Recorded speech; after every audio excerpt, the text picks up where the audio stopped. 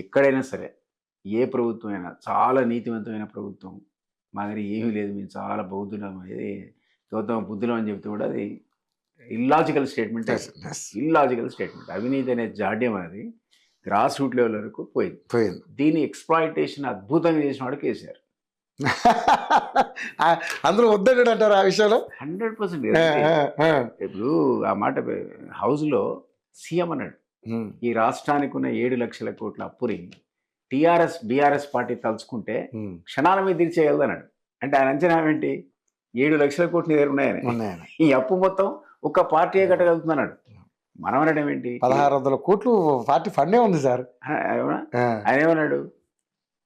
Famous మన media journalist పేరు జ్ఞాపకం రావట్లేదు కానీ ఆయన ఇంటర్వ్యూలో అన్నాడు, ఈ దేశం మొత్తంలో జరిగే ఎలక్షన్స్ కనుక ఈ థర్డ్ ఫ్రంట్ అన్నాడు, దానికి నన్నే గనక కన్వీనర్గా పెడితే ఎలక్షన్ ఖర్చు అంతా నేను పెట్టుకుంటా అన్నాడు. కేసీఆర్ గారు అన్నట్టు కదా. ఎవరు నార్త్ జర్నలిస్ట్ ఫేమస్ అండి దేశ సరే ఎవరైనా అర్ణబ్ గోస్వామి, సర్దేశాయ్ కొడుకు, సర్దేశాయ్ అనే ఫేమస్ క్రికెటర్ కొడుకు లేడని గోస్వామి గారు ఫేమస్ ఆయన. ఆయన ఇంటర్వ్యూలో అన్నాడు ఎలక్షన్ ముందు, ఎక్కడ పెట్టిన మీకు డబ్బులు అంటే అఫీషియల్ మనందరినీ అదే చెప్తున్నా కరప్షన్ గురించి. ఎందుకన్నానంటే ఎలక్షన్ ఆ రేంజ్ లో జరిగింది కరప్షన్, ఆ రీతిలో జరిగింది కదా. జరిగితేనే దేశవ్యాప్తంగా ఖర్చు అంటే ఎంత అవుతుంది మన తెలియదు. అది మామూలు ఎలక్షన్ కమిషన్ పెట్టిన 40 లక్షలు ఎమ్మెల్యేకును 70 లక్షలు ఎంపీ కాదు కదా. ఆ లిమిట్ దాటి మన వాళ్ళు విపరీతంగా ఖర్చు పెడుతున్నారు ఏ పార్టీ కానీ. I'm not giving exemption to Congress party. అసలు ఆ ఖర్చుకు మనం పెట్టే ఖర్చుకు పోలికే లిమిట్. ఆ సందర్భంలో అయ్యే ఖర్చు అంతా నేను పెట్టుకుంటాను ఒక్క లీడరు ఒక్క స్టేట్ నుంచి అంటే దాని అర్థం ఏంటి? నిదర్శనమే మనకి దుబ్బ మన ఏంటిది హుజూరాబాద్ ఎలక్షన్ చూసాం కదా, 450 కోట్ల అధికార పార్టీ. ఇక్కడ మన బై ఎలక్షన్ అయిన రాజగోపాల్ రెడ్డి గారి ఎలక్షన్ కూడా చూసాం కదా, మునుగోడు చూసాం కదా అధికార పార్టీ. అక్కడ కూడా దాదాపు 500-600 కోట్లు ఖర్చు పెట్టారు నేను ఓడగొట్టడానికి అని ఒక టాక్. ఆయన ఓడగొట్టారు రాజగోపాల్ అప్పుడు బీజేపీ నుంచి పోటీ చేస్తే. 500 crores అధికార పార్టీ ఖర్చు పెట్టారని ఒక రూమర్. మీరు అన్నట్టు అఫీషియల్గానే దాదాపు 1600 కోట్లు బ్యాలెన్స్ పెట్టుకున్న పొలిటికల్ పార్టీ ఇండియాలో ఎక్కడ ఉందా? అఫీషియల్ కాంగ్రెస్ పార్టీ కూడా అఫీషియల్ లేవు. ఉన్న అకౌంట్స్ కూడా ఫ్రీజ్ చేశారు ఈ మధ్య, ఏదో రేట్లని అదని ఇదని నోటీసులు ఇచ్చి. సో అట్లాంటి కరప్షన్ ఉన్నటువంటి అంటే నేను 100% అన్ని పార్టీలు నేను అదే మాట అన్నా. అంటే అవినీతి రహితంగా బ్రహ్మాండంగా మేము అంత నీతి నిజాయితీతో ఉన్నామని ఆ విధమైన స్టేట్మెంట్స్ ఇవ్వడం అనేది మీనింగ్లెస్ అంటున్నాను. అనలిస్ట్గా చెప్తున్నా, పార్టీ పరంగా నేను అనకూడదు, అనలిస్ట్గా చెప్తున్నా. అక్కడి నుంచి మనం బయటపడాలి. ఇప్పుడు మేము కరప్షన్ చేయడానికి ఇంతకుముందు చెప్పాను ఓ మేజర్ ప్రాజెక్ట్ పలానా దగ్గర మీరు బ్రహ్మాండమైన ప్రాజెక్ట్ మొదలుపెట్టారు 10,000 కోట్లదో 20,000 కోట్లదో మరి చెప్పండి. మీరు చేయలే కదా. ఇంకా మేము ఇచ్చేదంతా హామీలను బెనిఫిషరీస్కి డబ్బులు ఎత్తుకుంటున్నాం అన్నీ ఇదే సరిపోతుంది కదా.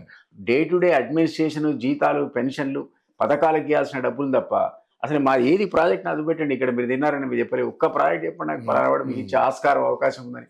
ఈయన మొదలే పెట్టకపోయా, ఇంకా ఖాతా ఓపెన్ చేయలే. నేను అన్నాను అసలు డే టు డే అడ్మినిస్ట్రేషన్ కి కింద మీద పడిపోతుంటే మేము కరప్షన్ కి అయితే స్కోప్ లేదు కదా. నిజంగా సీఎం ఏమన్నాడు, అసలు ఈ మొత్తం మా రాష్ట్రానికి ఈ రోజు అప్పు మీరు కనుక దయ తెలిస్తే మొత్తం పోతున్నారు సింగిల్ పేమెంట్ అన్నాడు. అంటే ఆయన ఏమంటున్నాడు, 7 లక్షల కోట్ల అప్పుకు సంబంధించినంత డబ్బులు మీ దగ్గర ఉన్నాయంటున్నాడు. ఫ్యామిలీ దగ్గర, పార్టీ దగ్గర అన్నాడు. ఫ్యామిలీ అని కదా పార్టీ అన్నాడు. లేదంటే పార్టీ అంటే ఫ్యామిలీ కదా సార్. ఇంకా అదే కదా మమ్మల్ని మీరు అనలేనంటున్నా. ఆ రకంగా మేము ఏ స్కీములు చేయలేదు, ఆ స్కాములు ఇంకా మొదలు కాదు ఫైనల్ గా. నేను అనేది నాట్ పాసిబుల్. రేవంత్ రెడ్డికి ఆ ఇన్కమ్ రావడానికి ఆస్కారం లేదు పాపం. మీరు అక్కడ ఇలేదు ఇక్కడ అంటే ఉండొచ్చు అంటున్నా నేను.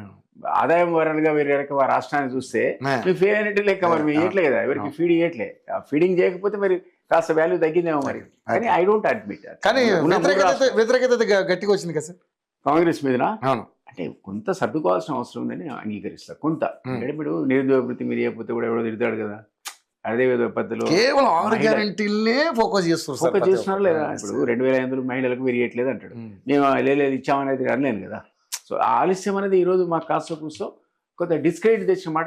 ఎఫెక్ట్ స్థానిక సంస్థల ఎన్నికల మీద పడుతుంది మీ అభిప్రాయం? లోపల మేము సర్దుకుంటాం అంటున్నాను నేను. లేకపోతే మాకు ఎంత ఒక 2 నెలలు కూడా లేదు, చాలు 6 నెలలు కింద మీద పడతారు. ఇప్పుడు నేను సీఎం స్టేట్మెంట్ ప్రకారం 1,20,000 కోట్లు అప్పు తెచ్చారట అప్పుడే 1 year లో. అదే కదా కేటీఆర్, హరీష్ రావు అడుగుతున్నారు, మీరు మమ్మల్ని 10 ఏళ్లలో 7 లక్షలు పెట్టారన్నా 1 year లోనే 1,00,000 చేశారు వీళ్ళు అన్నారు. అందులో మేము 50% మీ మీరు చేసిన అప్పులకి వడ్డీలే కడతాం. వడ్డీ కట్టామన్నాడు. వడ్డీకే పోయిందిరా బాబు, ఇక మీద పెట్టి మేము ఈ సంక్షేమ పథకాలు కింద మీద పడుతున్నాం అన్నారు వాళ్ళు. సో అట్లా అట్లాంటి పరిస్థితి అట్లుంది కాబట్టి ఇది కూడా ఏదో రకంగా కింద మీద పడి రీఅడ్జస్ట్మెంట్ చేసుకొని ఆయన అది కూడా చెప్పాడు సీన్.